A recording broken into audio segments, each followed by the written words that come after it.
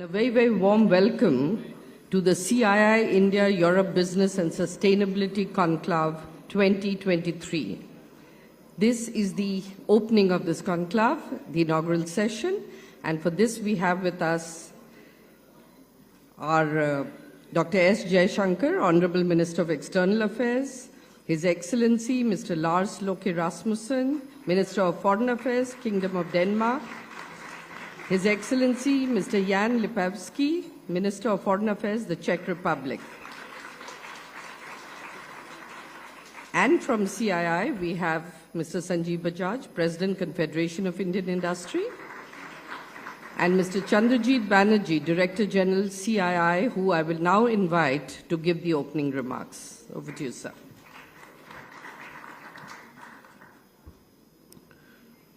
Dr. S. Jaishankar, the Honorable Minister for External Affairs of the Government of India, His Excellency Mr. Lars Løkke Rasmussen, the Minister for Foreign Affairs of Denmark, His Excellency Jan Lipavsky, the Minister for Foreign Affairs of the Czech Republic, Sanjeev Bajaj, the President of CII, High Commissioners, Ambassadors, Ministers, Excellencies, very distinguished ladies and gentlemen, a very good afternoon. And in partnership and under the leadership of our Minister of External Affairs and in partnership with the Ministry of External Affairs, this conclave is the India-Europe Business and Sustainability Conclave, and we are indeed most delighted to host this.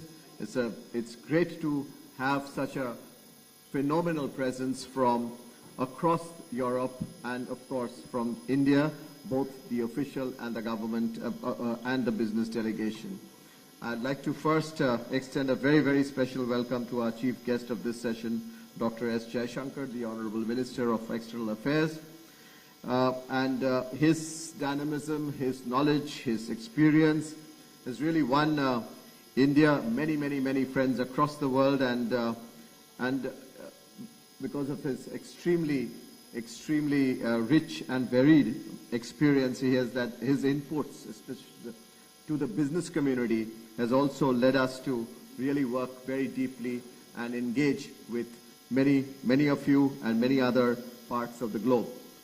And it's been always a great pleasure and an honor to have him in our midst to get his thoughts and inputs as to how we can, in fact, deepen our business links. And in this conclave, which is focused on business and sustainability, we have such eminent people also from the business who are pretty much involved in already from India into Europe, and many of you companies who have come from Europe already engaged in India. Some of you are household names, some of you are pretty much well invested here. I'd also like to welcome especially His Excellency the Foreign Minister of Denmark for his presence, and we had a lovely session earlier in the morning, and it's an honor to take forward the close ties that our Honorable Prime Minister, when he visited Denmark, and he had a business delegation along with him, and those ties have got renewed pretty much today once again. Also welcome His Excellency the Foreign Minister of the Czech Republic, and we are honored to have you to really once again with us, and the Czech Republic has been a very, very important economic partner for India. Honorable Ministers, ladies and gentlemen, we are indeed very, very overwhelmed by the tremendous presence of and response that we have received for this India-Europe Summit. We have here today around 450 odd delegates, 200 from India and 250 from 37 countries. However, due to the limited capacity, we didn't expect this type of in-person response. We have really had to go through the registration requests, and we had to restrict numbers. But fortunately, there is a large presence today also online. We also got a good response from thought leaders to be a part of the deliberation. So we have close to 40 good, high quality overseas speakers, largely from Europe, and 30 plus another 30 Indian speakers across 12 different sessions that we are planning to do. And over the course of the next couple of days, today and tomorrow, we will be exploring a wide range of topics. You've seen the program structure related to sustainability, business, climate, renewable energy, circular economy, to global value chains, and of course, digital transformation. And we'll hear from some of the most innovative and forward-looking thinkers, both from India as well as from Europe. Again, a large number of them from the business community. And we would really like to know from them the opportunities as we go ahead. Confident that this event we will be able to follow up on the leads that we get from here, and which will result in, I'm sure, many more new partnerships. That's what we would work for, new ideas, new solutions. Of course, as we know, all of us, is the year of the presidency of India for the G20, and we are working very closely with our government and on the B20, the Business 20. And today's conclave will really feed us into our work on the B20, which we will take forward with many of the countries present here and many who are not.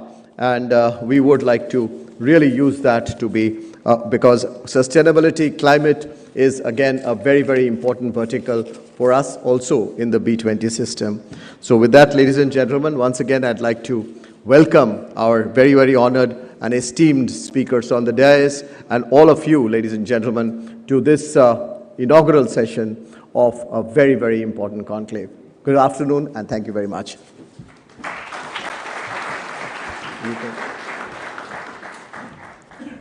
Thank you, Mr. Banerjee. Ladies and gentlemen, may I now invite Mr. Sanjeev Bajaj, President, Confederation of Indian Industry, to give his remarks, please.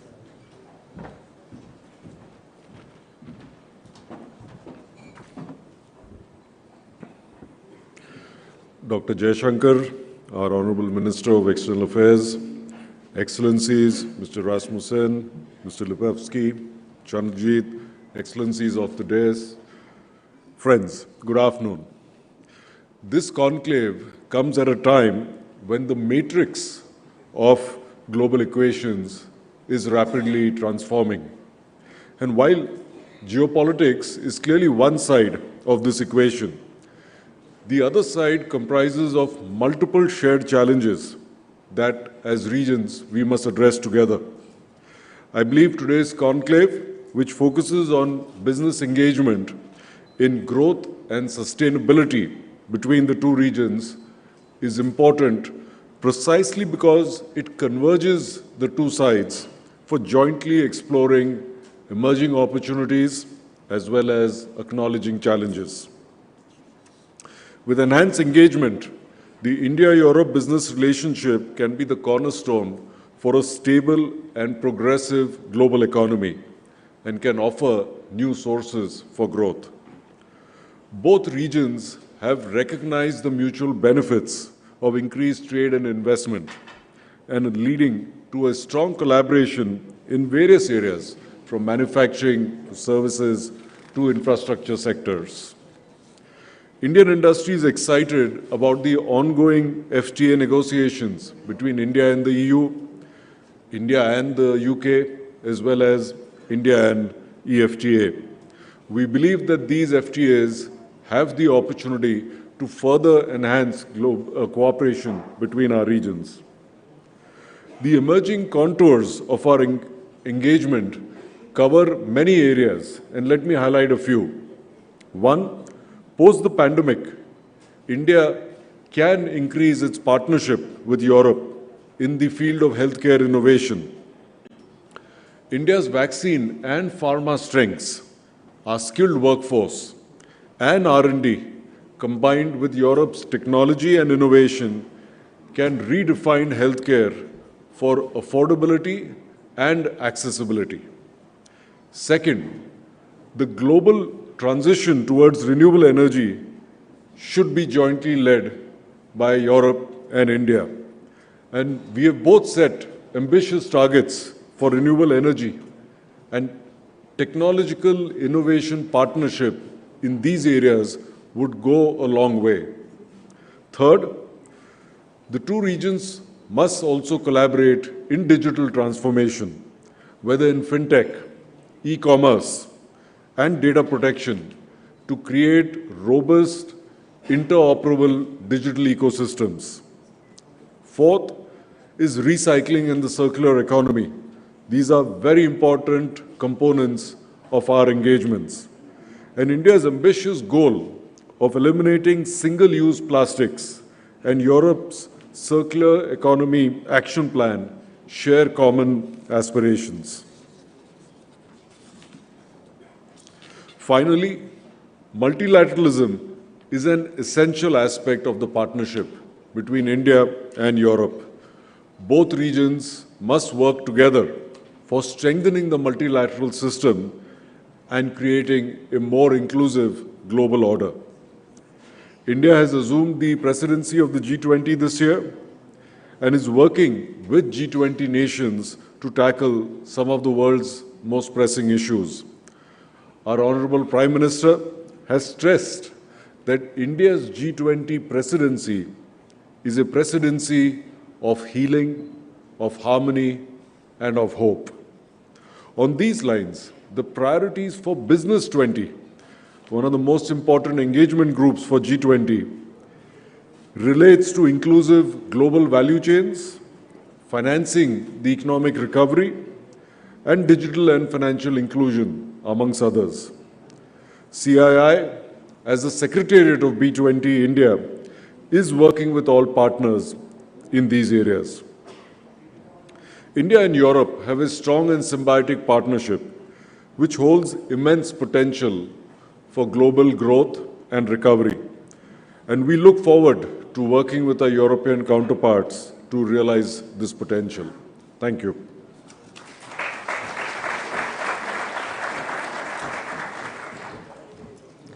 Thank you, Mr. Bajaj.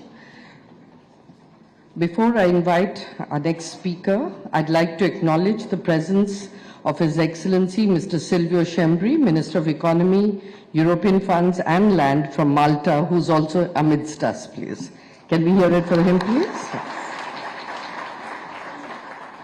I now have the pleasure to invite His Excellency Mr. Jan Lipavsky, Minister of Foreign Affairs, the Czech Republic, to address us, please.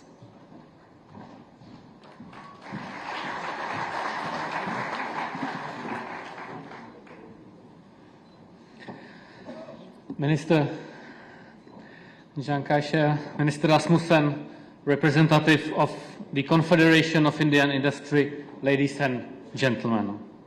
Thank you for the invitation to visit India and to speak at this important forum.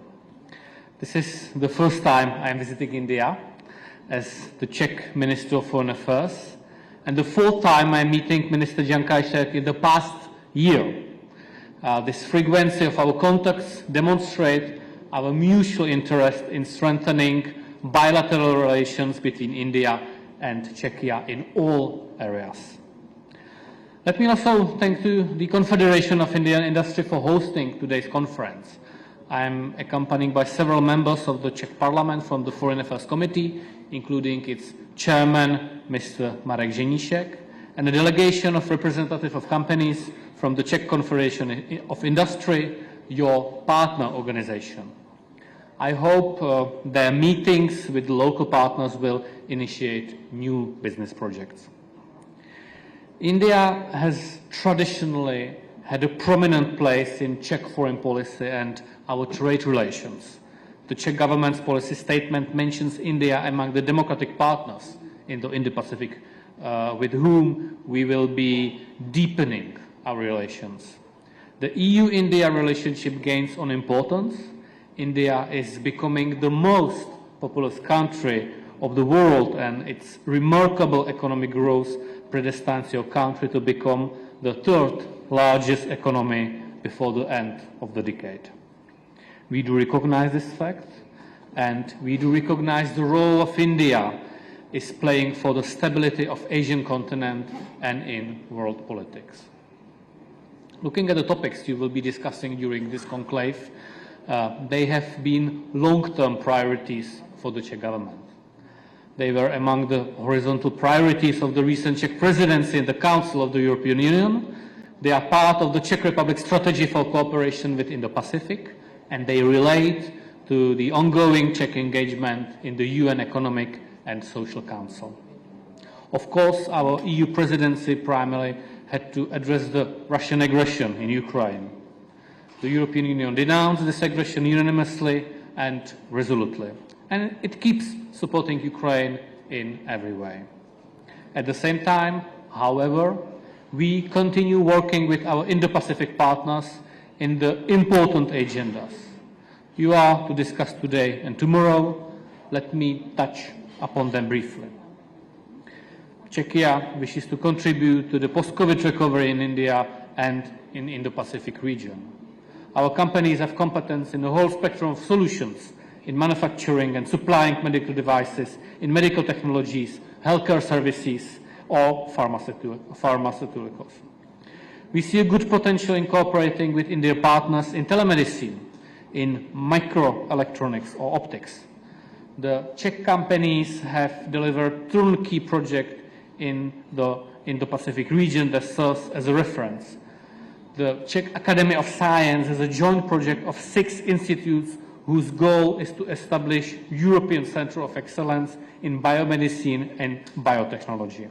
Both of these areas are relevant to mention here in India. We wish to focus on science, research and innovation in the broadest sense, which covers everything you will be discussing. The transition to clean energy is an opportunity to strengthen the cooperation we started during the Czech EU presidency in environmental protection, in green and smart solutions. The global energy crisis induced by the Russian aggression in Ukraine has stressed the need to diversify our energy mix and to work for strengthening the resilience of our partners in the Indo-Pacific. Clear energy transition is a key to this goal, and India is a crucial partner in the region for us. We can succeed together elsewhere in the Pacific as well. I mentioned the Czech government policy statement, and I should like to refer to another of its chapters, digital transformation and digital services.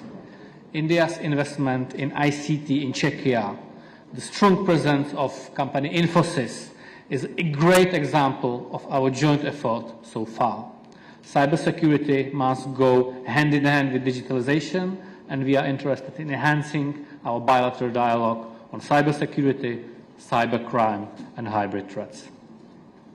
Another topic of your Conclave program is food security. We saw the Russian aggression in Ukraine causing significant disruption in exports of grains from Ukraine, as well as food and fertilizers from Russia. It did not only translate into the increase of price of fertilizers, but also to the price of rice, especially affecting the consumers in Asia. It calls for us to focus on food security and to strengthen our value and supply chains. In this context, I would like to mention the use of EU space programs. They are navigation and positioning tools with the data and services offered by the EU Earth Observation Program Copernicus can be used to improve food security and make agriculture in general more efficient and sustainable. As we have shown during the Czech EU presidency in cooperation with the Indo-Pacific partners, the EU space programs are helping in disaster risk reduction. Czechia has a well-developed space segment in research and academia, as well in a private sector. We are supportive of secure, predictable and reliable supply chains, and this stands behind our interest in working closer with India. It is up to each company to choose its supplier or business partner, but our role as government is to create an environment that is favorable to businesses and investment, especially in removing all kinds of trade and administrative barriers. Within the EU, Czechia as a textbook case is the textbook case of an open market economy. Dependent on foreign trade, traditionally belongs amongst the advocates of free trade, and just like during our EU presidency last year, we will continue to be vocal supporter of negotiation negotiations of free trade agreement between the EU and India. One of the sources of Czech pride and reputation in the world is the Czech education system and our universities. With India, we will intensify the cooperation between universities and research institutes, as well as scientific mobility. But we are also focusing on employment agenda too. India is one of the countries included in the Czech government's program of targeted economic migration, successfully realized since 2019, and the annual quota for employment cards stays valid while preventing human capital flight.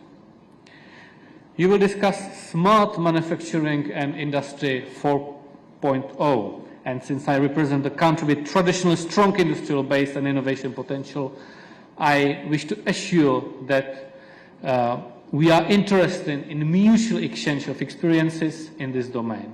Czech companies are offering solutions in smart cities, waste energy and clean technologies. We are offering our solution and experience, including the preparation of legislation, and we are attentive to the experience and specific needs of our partners in bio-circular green, BCG. I think I have covered most of the topics of Conclave's program. Lastly, I wish to mention mobility. Strong and traditional reference already exists in the relation between our two countries. Let me just mention Java motorcycles and the partnership with Mahindra Group. Škoda Auto that produce locally in line with your government strategy Make in India, or Tata Trucks that have India as one of the biggest clients in the world. Czechia is interested in offering new solutions for the city and intercity mobility transportation, especially in rolling stock segment. Czech investors are already producing wheel set and their parts for all types of rolling stock here in India. And last but not least, let me invite the present India's business representative to visit the Czech Republic and find new business opportunities with their Czech business partners. Thank you very much for your attention. Thank you very much for this conclave, and I wish a successful debate. Thank you.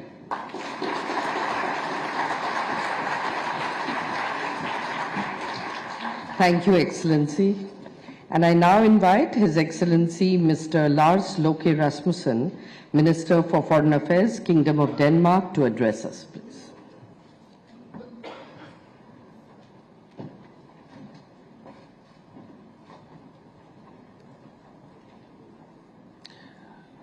Honorable Minister of External Affairs, Jashakar, good colleague Lipavsky from Czech Republic, Excellencies, ladies and gentlemen.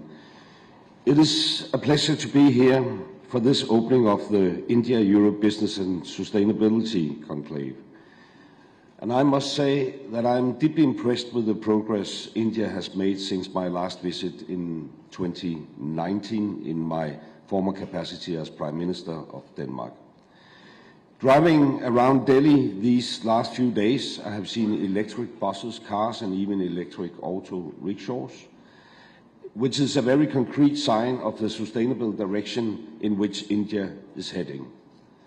The relationship between Denmark and India is expanding at a rapid pace and with a clear green direction. Our green strategic partnership is an example for others to follow, and the new Danish government is fully committed to it. Its success rests on our shared values and ambitions. We have joined hands in pushing for a sustainable green transformation.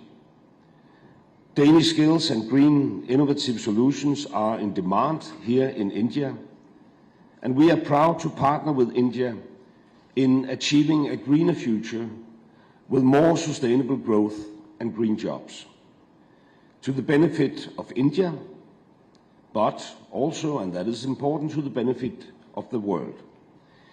Because I have no doubt that India will pave the way for others to follow.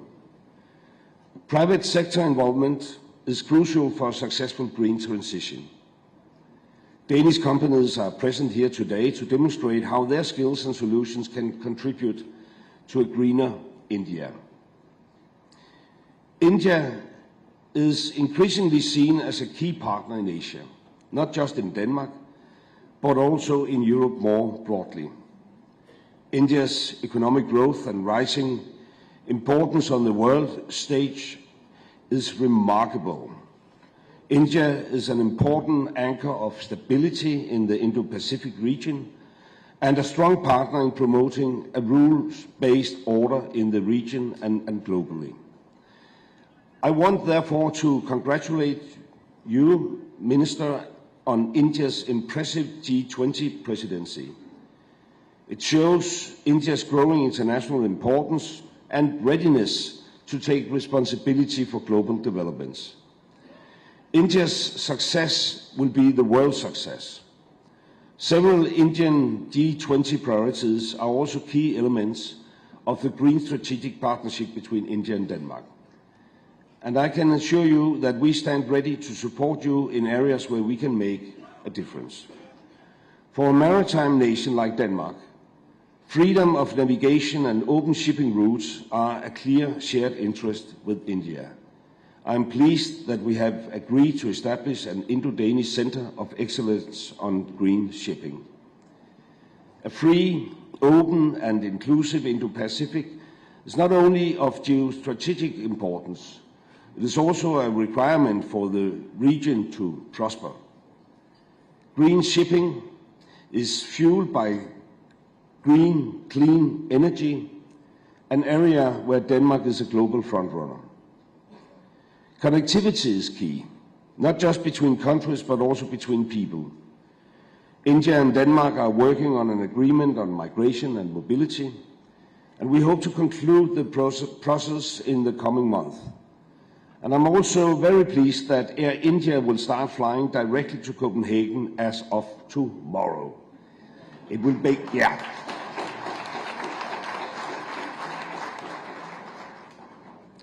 It will be much easier to go back than when I arrived a few days ago. I hope this will facilitate closer ties, also between businesses, which today is all about. We must take advantage of expanding commercial opportunities. India is already one of the countries where Danish companies have the highest numbers of employees. 166 companies employ close to 100,000 people in India, and I foresee that numbers will increase in the future. A third of those companies expect to invest further in India in the coming years. And I think this is a strong testimony to the opportunities Danish companies see in India. The progress India and Denmark have made is impressive, but we want to deepen our partnership even further.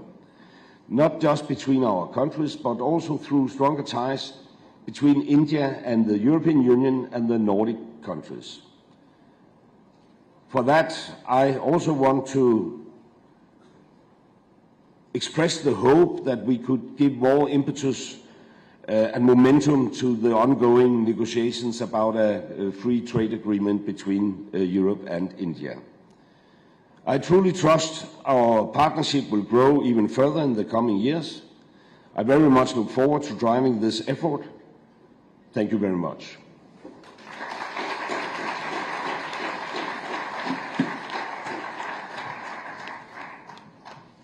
Thank you, Excellency.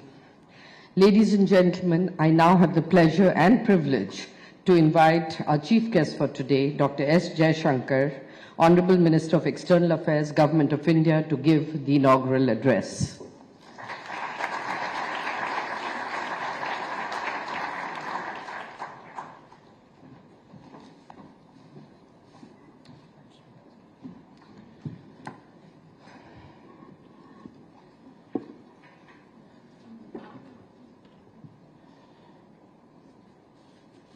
Mr.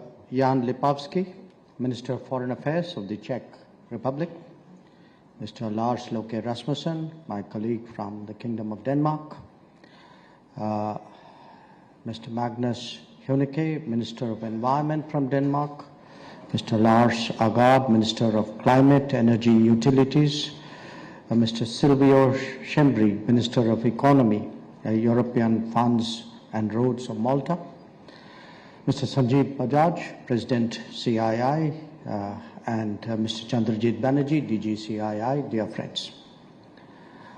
First of all, let me begin by commending the CII, the Confederation of Indian Industry, for conceptualizing and executing this inaugural edition of the India-Europe Business and Sustainability Conclave. I also congratulate Denmark for partnering us on this conclave, and the Czech Republic, Lithuania, Malta, and the UK for their association with the event. I would particularly appreciate the fact that two of my distinguished colleagues, foreign ministers, are here today sharing the dais. I had an opportunity yesterday and this morning to discuss our bilateral partnerships with them. And my Czech colleague, Jan, pointed out that we had met 4 times in the recent past. I think part of it is an association I had in my diplomatic career with the Czech Republic. I think there's still a hangover from that. And I was reminding Minister Rasmussen that I actually met him when he was here as Prime Minister, when I was one of you in my corporate capacity. And we then discussed how to take the relationship forward. And in the years that have passed, there has actually been very commendable progress. So, Excellencies, ladies and gentlemen, let me emphasize that businesses have a primary role in driving sustainability, and that is why we are all meeting here today. The enabler, however, is the larger partnership and the understanding between India and Europe. India and the European Union believe in a multipolar global order, share a commitment to promoting effective multilateralism, and are increasingly considerate to each other's geopolitical, economic, strategic, and security concerns. Visits and exchanges at the highest level are today a regular feature between India and Europe, including at the Prime Minister's level. I have personally interacted with the foreign ministers of all the 27 EU member states and the High Representative of the European Commission at least once last year. I've also met some of them actually multiple times. A good example was there on the dais. And these interactions have contributed to the resumption of the India-EU FTA negotiations, the India-EU Trade and Technology Council, which we call the TTC, the announcement of that, dialogues in areas of security and defense and human rights, and not least, a jump in bilateral trade. For a sharper focus, we recently announced 3 working groups within the India-EU TTC for strategic cooperation in trade, cooperation in green transition, and cooperation in digital partnership. I'm glad that these 3 pillars are reflected in the agenda of this conclave. Allow me to briefly highlight these 3 imperatives, which will surely sustain our business relations, not just our business relationship, but the overarching partnership between India and large parts of Europe, and indeed the sustainability of the planet itself. So, a few words about trade. The EU is one of India's largest and most important trade partners. Our bilateral trade was in excess of US $115 billion in the financial year 2021-22, which is the highest ever. With the UK and other non-EU countries added, I believe that the number is even greater. Now, we expect the India-EU FTA will be a game changer for the India-EU relationship. We look forward to a mutually beneficial, a mutually advantageous conclusion to the negotiation process within a reasonably short planned timeline. India's new approach to trade agreements addresses issues of non-tariff and behind-the-borders barriers, quality standards, and related benchmarks. With like-minded partners, we have actually demonstrated in recent years a fast-track change in our FTA negotiation processes. The FTAs with UAE and Australia were actually concluded in record time. India's large and growing middle-class population makes it obviously a preferred investment destination as well as a lucrative market for our trade partners.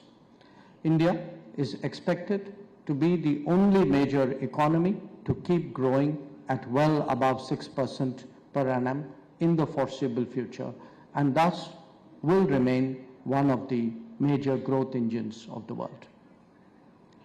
Now, when it comes to the green transition, clean energy and green transition are central to the India-EU connectivity partnership. Synergies have emerged in solar and wind energy, in green hydrogen, smart grids, sustainable urban transports, especially metro projects, waste management, and the circular economy. But to sustain this cooperation, the real ask is capacity building, clean technology transfer, alignment of standards, and cooperation in critical materials. And here, let me say upfront that promoting green financing is the ignition for any long-term result-oriented outcome. India is today one of the leading countries in climate change mitigation commitments and environmental protection. Our low-carbon development strategy lays out the path to a carbon-neutral economy while taking into account specific development goals. We have the third biggest installed renewable energy capacity in the world. Without stressing on our ambitious nationally determined contributions at the UNFCCC, let me say that we will reach our goals even earlier. Now, looking ahead, India's ambitious green hydrogen policy incentivizes an indigenous ecosystem for local needs and exports. In this, we have already seen collaborations between many major European firms and Indian companies. Electric vehicles, as Minister Rasmussen noted, will be the next big thing for a green transition of India's urban landscape. Green transition is also the core of our sustainability goals, and it is enshrined in our agenda for the G20 presidency. And in fact, Prime Minister Modi's LIFE initiative adds the dimension of individual responsibility and ownership of our environment in the synergy with India's declared climate and environmental goals. Now, speaking about digital transformation, last year, many of you are aware that 41% of the world's transactions actually happened in India. Our highly developed tech sector and an increasing pool of quality, skilled human power in the software services sector are obviously a given. Newer technologies like additive manufacturing, high-performance computing, and AI are increasingly the emerging focus. We are also putting together an indigenous chip-making ecosystem. India today can boast of more than 100 unicorns, many of them in the tech sector. But our digital success stories goes beyond these unicorns. It touches the common person. We have pioneered digital public goods on a scale previously unimaginable. Our innovative digital solutions for identification and banking, Aadhaar, and digital transactions, UPI, are unprecedented in reducing transaction costs and turning digital and financial inclusivity into a reality almost overnight for hundreds of millions of our citizens. Our indigenous development of 5G and digital commerce will surely empower our citizens even further. India's development through the digital model is affordable, transparent, scalable, socially transformative, and predominantly open-sourced. This model could be implemented in other countries and be integral to our development partnership and capacity building cooperation with the rest of the world, especially the global south. Digital connectivity is vital to the India-EU connectivity partnership and can include knowledge exchanges and capacity building in AI, quantum and high-performance computing, 5G and 6G, semiconductors, cybersecurity, and digital platforms. This could also serve to exchange views on strategic, political, and security implications of new and emerging technologies. Europe, I want to emphasize, is a natural partner in these areas. To all this now, let me say a few words on the future of India and the EU partnership. It is a subject on which you can see that the government has invested a lot of resources and attention in recent years. And I share the hopes of Minister Rasmussen and Minister Lipovsky that we will see much more progress in the days ahead. Now, many of you would have read terms like the fastest growing major economy, or well placed to negotiate global headwinds, or one of the world's largest markets, or even home to a youthful and growing quality workforce. These are actually today descriptions that we hear in Europe about India. How did we get there? Allow me to share how our cards have stacked up in recent years. In the last 9 years, Prime Minister Modi has undertaken several structural economic reforms, some of which were clearly politically counterintuitive, nudging the informal economy to the organized sector, cleansing the financial system, rationalizing taxation, incentivizing production, doubling down on infrastructure and logistics, digitizing the government's interface with its citizens, and ushering in an ambitious energy transition. Each one of this was part of a policy mix which is today paying off. And that, mind you, is still just the beginning. We want our friends in Europe to appreciate that this momentum and its compounding strength will take us towards becoming a developed society by 2047. And along with that will grow the accompanying business opportunities. India's economic comeback and credentials are matched by our geopolitical weight, deriving from a strategic location in the Indo-Pacific region and an increasing defense and first responder capability. Europe and India can strengthen each other's strategic autonomy by reducing dependencies, cooperating on critical technologies, and ensuring supply chain restructuring. The India-EU FTA is therefore a very important goal, and the TTC will provide the structure and strategic guidance to this partnership as it moves forward. So in closing, I would like to say that India's relations with Europe are stronger and deeper than ever before, and this event itself is a testimony of that assertion. Between us rests the largest democratic and free market space globally. The business communities of India and Europe have a large stake and an enabling role in this transformation. I hope your deliberations will reflect what is at stake here not just for us but for the entire world, and how we can join hands to realize the economic dividends and democratic values that are inherent in our partnership. Thank you for your attention.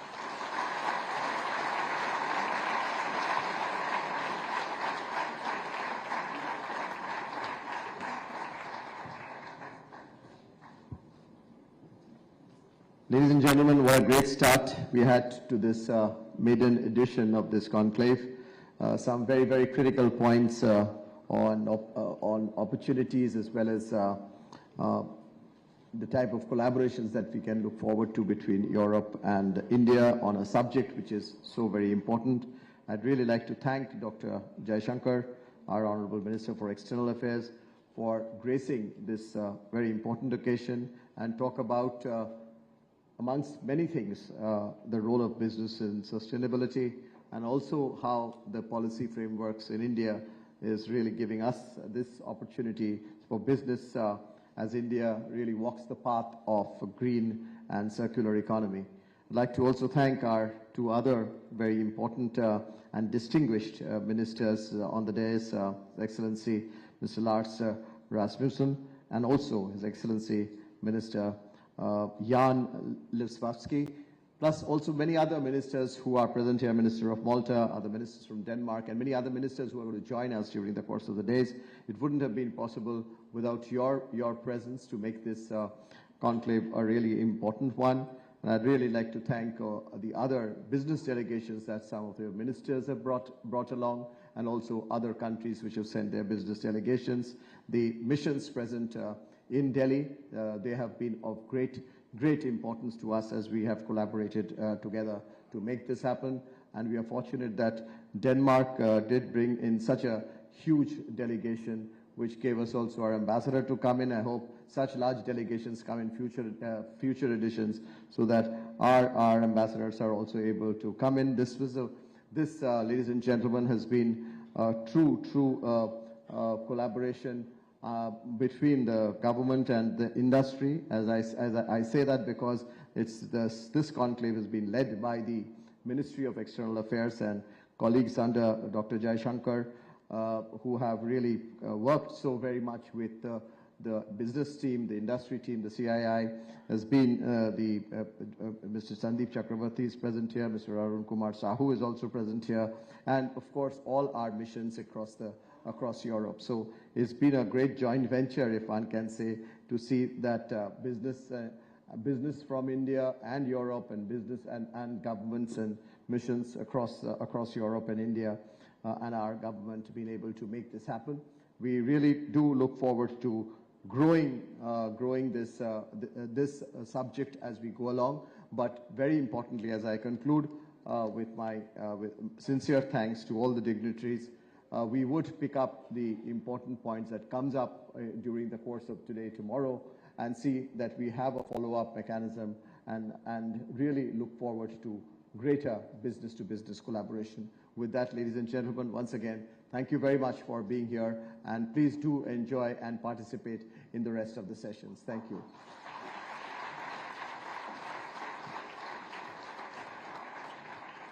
And before we close this, we have a small token of appreciation from CII for our ministers on the dais. May I request DG CII to... Okay, we'll have Mr. Bajaj hand over this plaque to His Excellency Mr. Jan Lipavsky, Minister of Foreign Affairs, the Czech Republic.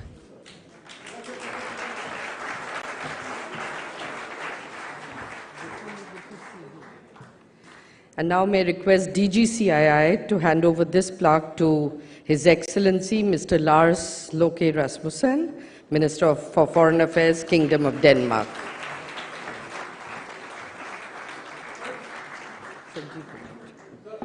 And now once again, I request Mr. Sanjeev Bajaj, President CII, to hand over a token of appreciation to Dr. S. Jaishankar, Honorable Minister of External Affairs, Government of India.